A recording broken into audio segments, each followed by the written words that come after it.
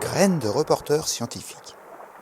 Une série de podcasts sur les enjeux de l'océan réalisés par des élèves francophones du monde entier, en partenariat avec la Fondation Tara Océan, le Centre pour l'éducation aux médias et à l'information, le ministère de l'Éducation nationale et de la jeunesse et l'Agence de l'enseignement français à l'étranger.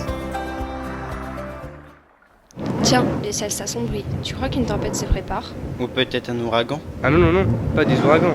En France, on parle de tempête.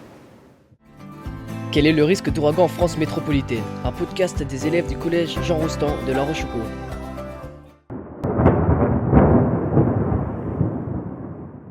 Mais un ouragan et une tempête, c'est pareil, non ? En 99, j'en ai connu une, moi. Les dégâts ont été considérables. Je préférais que cela ne se reproduise pas. Par contre, un ouragan, ça ne me dit rien. Bonjour à tous, NC avec vous aujourd'hui pour comprendre dans un premier temps la différence entre une tempête et un ouragan. Comment se forment les tempêtes que connaît la France ? Interrogeons Elsie, notre Madame Météo. Bonjour Elsie. Bonjour NC, une tempête est un phénomène qui survient en hiver sous nos latitudes tempérées. Elle prend naissance dans l'atmosphère à environ 10 km d'altitude, donc n'a pas besoin de l'océan. Que se passe-t-il à cette altitude ? C'est la différence de pression atmosphérique qui crée des vents violents appelés jets. On peut aussi dire que c'est l'affrontement entre un anticyclone et une dépression. Quelles ont été les plus violentes ? La tempête la plus connue en France pour ses dégâts est celle de 99.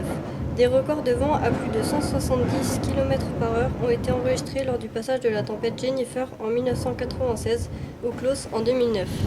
Merci beaucoup Elsie.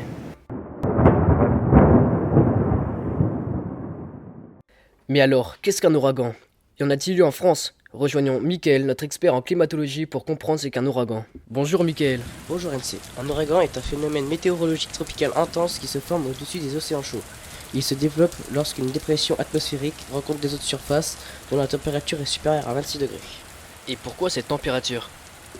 Il faut que l'eau soit suffisamment chaude pour provoquer son évaporation. La formation du nuage crée un système de vent tourbillonnaire qui s'intensifie au fur et à mesure.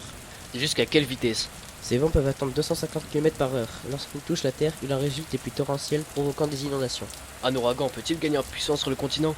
À la différence d'une tempête, plus les ouragans avancent dans les terres, plus leur intensité diminue. Merci Mickaël. On en conclut que la France, par sa situation, ne peut pas être touchée par un ouragan. L'océan Atlantique est trop froid sur nos côtes. Mais c'est sans compter sur le dérèglement climatique. L'océan Atlantique se réchauffe. Peut-il devenir assez chaud en été pour créer un ouragan ?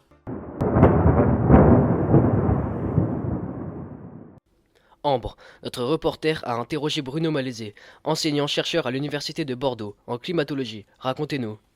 Bonjour NC. Bruno Malaisé travaille sur des projections de notre climat à court et long terme. L'océan Atlantique ne semble pas pouvoir devenir une pouponnière à ouragan. Par contre, la mer Méditerranée présente des zones favorables comme le golfe du Lion. Expliquez-nous sa particularité. L'eau y stagne davantage et peut atteindre des températures formant une bulle d'eau chaude. Cela entraîne une évaporation suffisante pour former un ouragan. On l'a déjà atteint ces températures de surface, alors pourquoi n'y a-t-il pas encore eu d'ouragan en Méditerranée ? Il faut des conditions atmosphériques spécifiques pour que ce phénomène se forme. Les différences de pression entre l'extérieur et le centre de l'ouragan doivent atteindre 60 hectopascales, ce qui n'est jamais arrivé. Merci Elsie, Mickaël et Ambre pour ces éclaircissements. Nous comprenons bien que pour l'instant en métropole nous sommes à l'abri des ouragans, mais pas des tempêtes. Attention les jeunes, c'est pas parce qu'on n'en a pas encore eu que le climat ne nous réserve pas de surprises. D'après Météo France, la visioconférence Les phénomènes extrêmes du Tara Océan et l'interview de Bruno Malaisé sont extraits de la Sonothèque.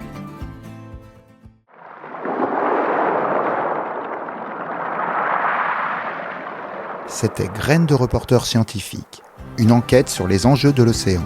Retrouvez tous les podcasts audio et vidéo sur la plateforme lesdessous de l'océan.fondationtaraocéan.org.